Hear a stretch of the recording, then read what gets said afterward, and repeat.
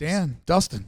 What's up, Mark? Let's Mark mix it up. Ricky. What's happening? Old times, old school. Yes. Hold on. This exact couch, this table, Oh, yeah. these microphones, and Mark. Yeah. Well, and Mark with a WWE belt on and shirt off. Yeah. On the other side of the Yeah, table. oh yeah, I remember that. And Mark 45 pounds ago. All right, so let's do this. We're talking about branding. Yes. And I think we live in a fascinating time where you remember how it used to be Coca-Cola rolled out their logo, and when you look back, it's like this is the one they rocked from like 60 to 74, right? They just kept it for 14 years, and that was what went on everything. But we live in such a crazy time where there's so much media, so much coming at you, that I think one of the things that's made Lincoln and our generation of designers really special is sort of the different brands within a brand, right? Like almost as many different ways as you can say your company's name that translates and relates. That's a good thing where we're at right now, which goes completely against where branding started in America. Absolutely. Things have changed a lot, I would say, over the last, 10, 15 years with brand and brand design and people and companies acknowledging the, what that is worth and what you get out of, a good brand, a good logo, the message behind that brand and how much you need that, I think like 20 years ago is just kind of taken for granted. Imagine if we ran our logo for 10 years. Just thinking about that is kind of funny because we have 10 logos, but we have 2-3 primary new ones every, year or so. Right. So to think about running it for 25 years is just kind of funny. I get why they do it, but wow, what a different style we're taking it in. For sure. And it's like, when you look at the art of licensing and you have a company, if you only could license one logo to everybody, then you can only license it to one person that makes t-shirts because that's your t-shirt guy. Yep. But when we get into all the sub-branding that exists today, you have so many different choices for so many different vendors to buy different marks from you, put them on different applications, that some of these big corporations have many people that make t-shirts for them because they literally can give them books and books of logos and imagery that all supports the brand. So I think what we're talking about today, guys, is branding's become a language of its own, right? It has, for sure. Yeah, I think Steve Jobs flipped it on its head and made companies care about it, where before maybe they didn't really care about it like they should have. And since then, it's just totally changed. It's like, visual matters and ease of use matters. So it's just a different era. Luckily, they like it more. And being up here in the Pacific Northwest, they like it more than they did in San Diego. A lot of the businesses down there, in my opinion, they're probably buying the Fiverr logos, where up here, the little small coffee shop, they're probably spending all their money to make the dopest branding kit, and they're running it, and it looks great, and you could tell. Yep. Well, I think we're in a moment where not only do designers and creatives understand branding, but so does the other C word, customers, right? And when you look at consumer excitement, if they're loyal to a brand, they will buy as many t-shirts or hats or enamel pins as possible that all communicate the same way. When we look at like streetwear brands, it's about coming up with a name and a mindset and then just applying it over and over again. Different way, different logo, different typeset. Like that's where I really feel like branding has just become its own level of communication. Yeah, and luckily for us, that's what we do. So we're glad people are down, So. Yeah. Exactly. The consumer has gotten a lot smarter. For sure. Or pays attention more. For sure. Nowadays. Yeah. But if you think about it, like as far as like the working class designer goes, typically, the huge corporations hire the huge agencies and they give jerk off agency millions of dollars, and you go, what did they do to the MasterCard logo? Like that's the one that popped in my mind when you were just starting it. Yeah. Yeah, it's like where that whole rebrand. Where's the change at? Mm-hmm. But because there's so many different supportive brands for companies now that they don't always have to go to those huge level people. They can go over to a fun boutique agency and be like, if they gave us 12 marks that we could use for different things that our company does or different licensing deals or merchandise, I just think that because it's not so precious, because it's not that thing that you have to live with for 15 years, people are now excited to have fun with branding and take chances they never would have took, because it used to be we put $1 million in this and it's got to last for a decade. And now it's like we spend a few thousand on it. If we sell 100 t-shirts and it becomes collectible down the road, awesome. Everybody wins. Well, the attention span is gone, for Yeah. kids, adults, whatever it is. Like, microwave if it's, culture. yeah, if it's not changing, they're just like, oh, seen it, I'll go somewhere else, So we're similar in age, Dan, and I think the advent of all of this like quick marketing hits, the MTV bumpers between videos, right? Yeah. Do you remember seeing yeah. anything like that before MTV came around in 1984? Because for those of you that don't know this, it was called music television, and they played That was the music point, on music yeah. television. I was gonna say, hold on, all the kids watching this, MTV is a TV channel. TV channel not on on TV. YouTube. Yeah. It's you got to pay. Yeah. Yeah. Okay. Yeah. Don't smash like and sub. Yeah. You gotta can't do you gotta that. subscribe to Spectrum to get it. Yep. But they used to stitch together all of the music with those little crazy bumpers, Mm-hmm. and they would find every way possible to write out the big M with the little TV Yeah. on it. But that's my first memory of like marketing being part of the content and moving that fast. Yeah. Absolutely. Yep. Those are good times. We should pop some of those on screen right now because those are fun, great logo plays. Amazing mark that they have and the way they can treat it. It's just, so fun. I always want to know at that time in the early 80s, what agencies did they find? They're like, oh, you need a 15-second animated logo? We're your guys. Right. Oh, you want us to write it with jelly beans? We're your guys. Like, I was always curious, were those agencies that took on like a fun job where they could let their hair down and do something for something hip like MTV because it was the coolest thing ever? Or were those just like visual artists like, you want me to do a TV commercial? Like, I could never quite figure out who was making those things. Was it the coolest thing ever at that time? It was just new.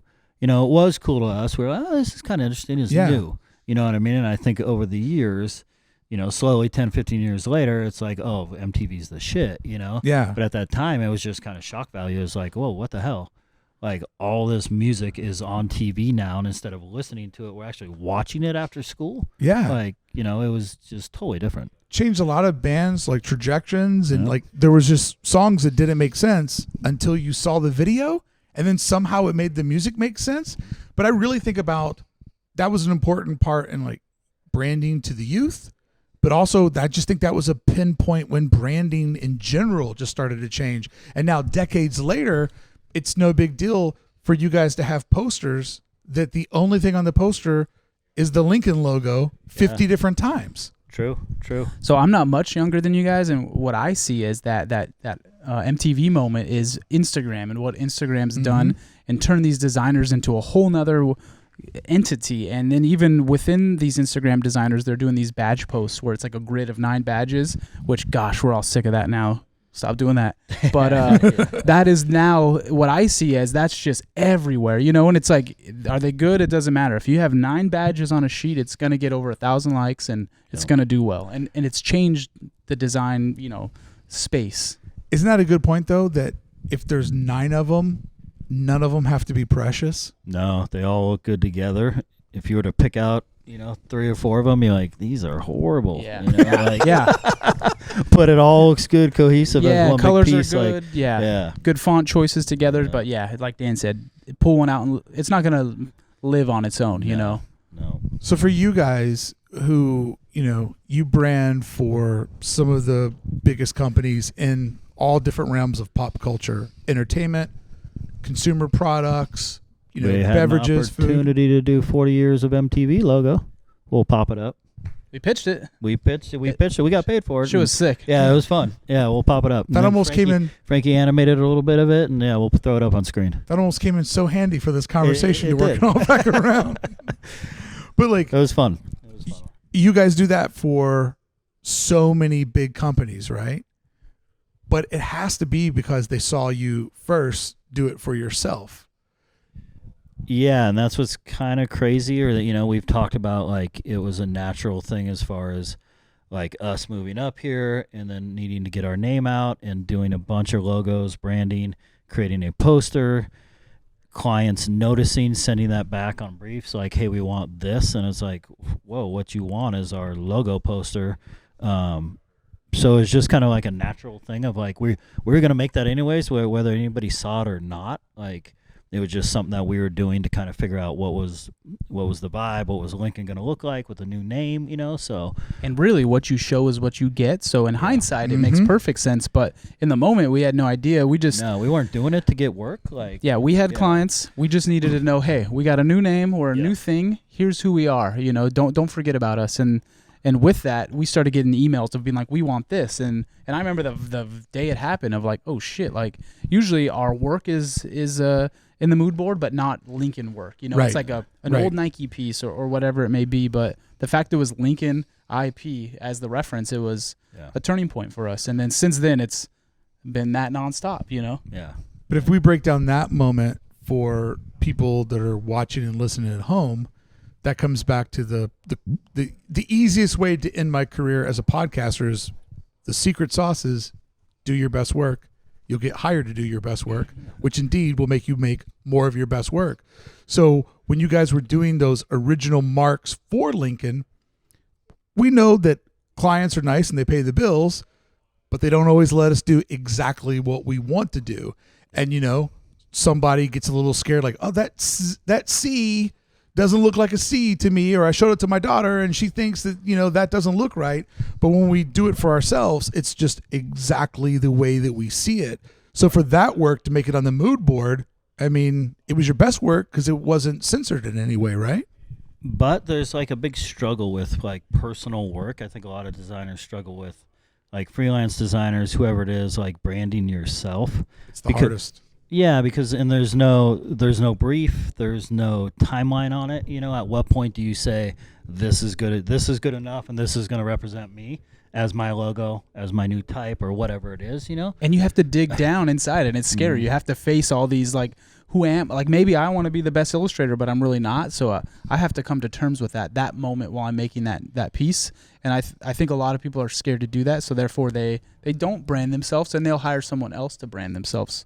Yeah. But I think that if we break down that fear, right, because all three of us remember a point in our career where Apple in blank document was crazy scary because we didn't know who we were as designers.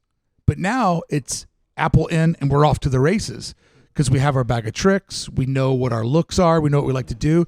So that stage fright is gone. So to anybody that's being fearful, I think this conversation and what you guys are going to be teaching at Into the Woods is perfect because what do we talk about today? Logos aren't precious anymore. So if you do the lockup of 9, right, you do the logo sheet, 3 of them are good. Yeah. Your company's in a good spot, and we're past that moment. We're like, oh my God, this logo is going to have to define me and all my hopes and dreams. And can I keep my freelance alive for the next 10 years based off of what I do today in the 4 hours that I have after I've already worked for somebody else at an agency, So let it loose and do a lot of them because that's worked well for Lincoln. Totally. And more than anything, be yourself. You know what I mean? If you're only going to create who you really are inside, so just show that within your own marks and be authentic to yourself. Maybe you're a little weird and that's cool. Be weird. Be extra weird. Lean into it. You know what I mean? Yeah. Maybe you're super, a corporate style and that's cool. But just be authentic and it'll show and the work will stand apart and be different. Well, it's like, Dan, if you and I go back into skateboarding, right? Yeah. There was the Jim Phillips and then there was like Todd Swank with Foundation, where it was scratchy, it was rough.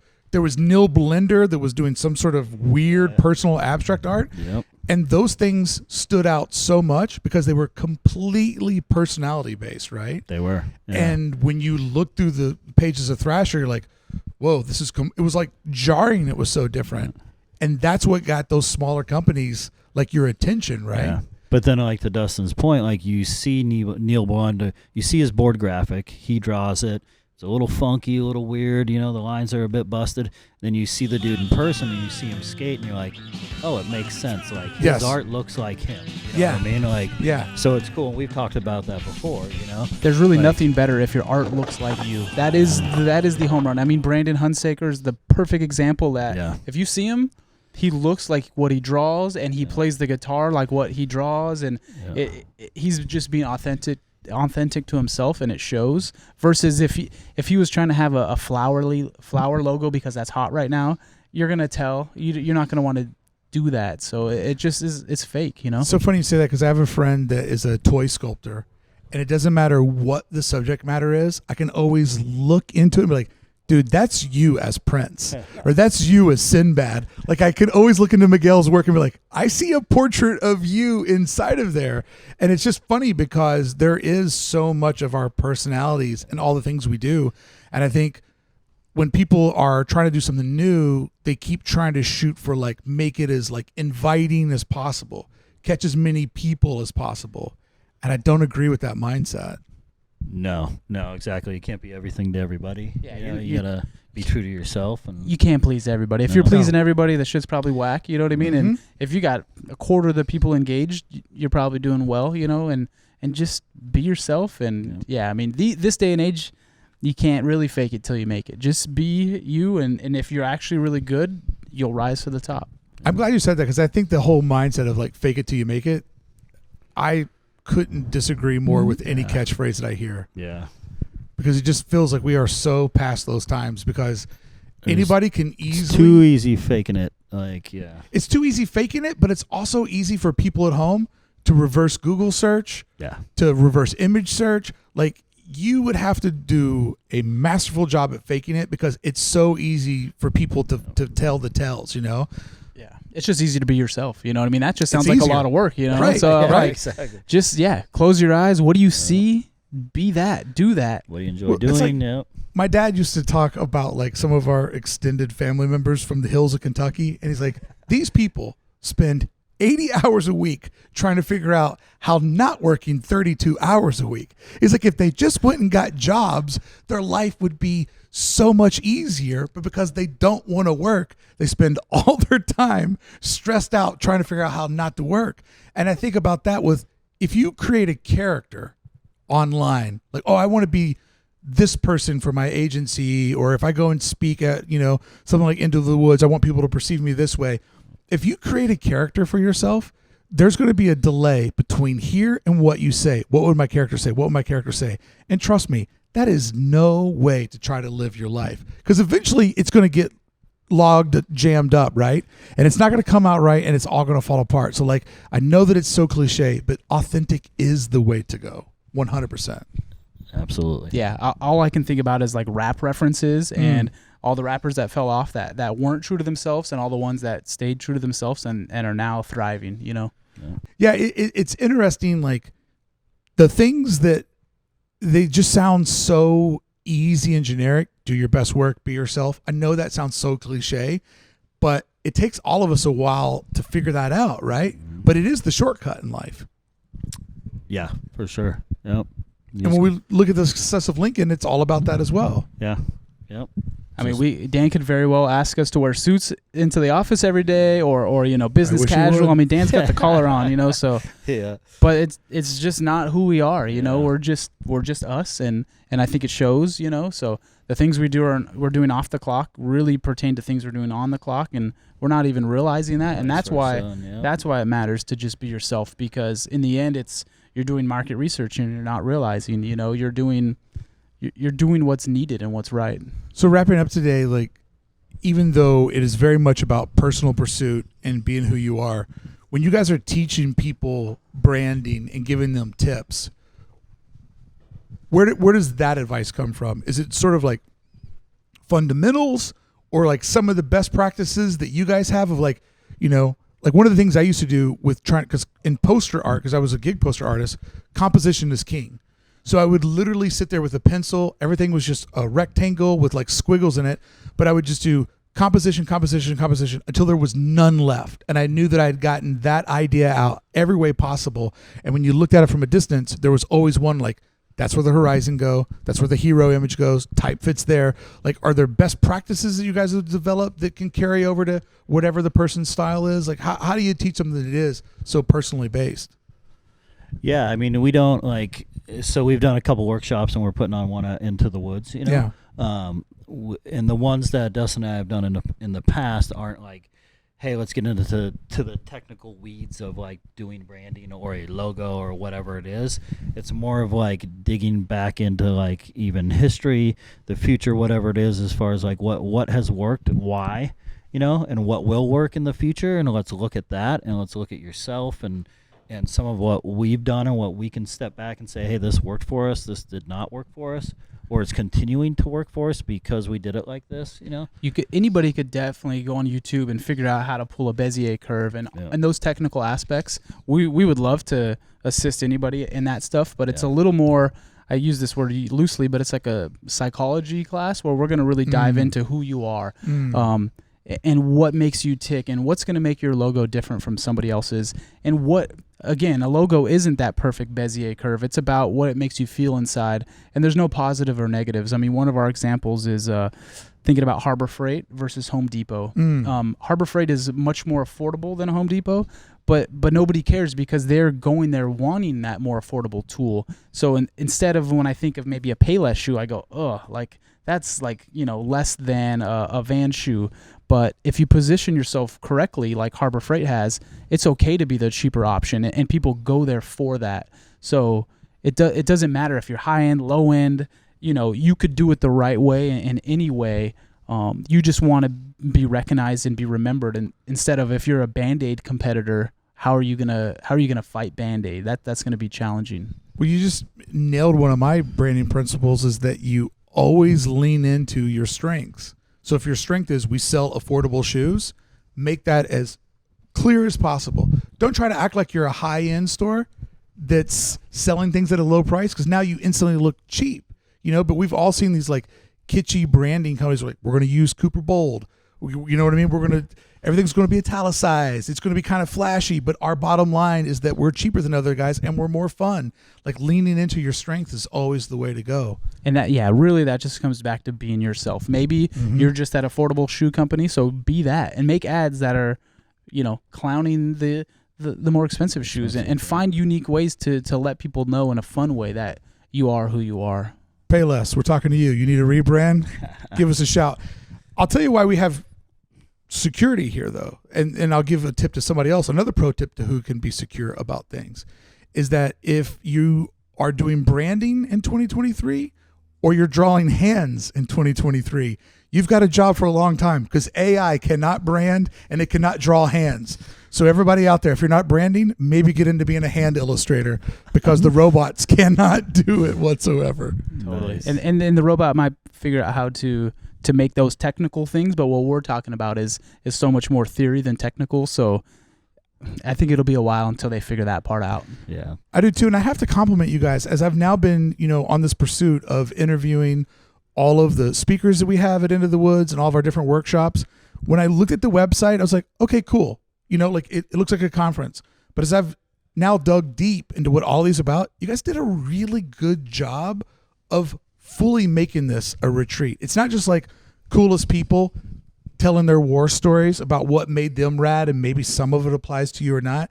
But as I've spoke to so many of these different workshop folks like Brett and Alana, their whole pursuit on what they're doing is like so interesting, you know? So different, totally so different. Awesome. Yep. I think our workshop's at the same time, and I'm going to submit to change times because I want to be on that one. It's we've been doing the conference thing for a bit, and I've never seen anything like that. I mean, they're going to go out and draw in the wilderness, and that's freaking awesome. And if you know the two of them, it's even more on brand than, you know. I mean, you look at their artwork, they both do nature-themed artwork from two different perspectives.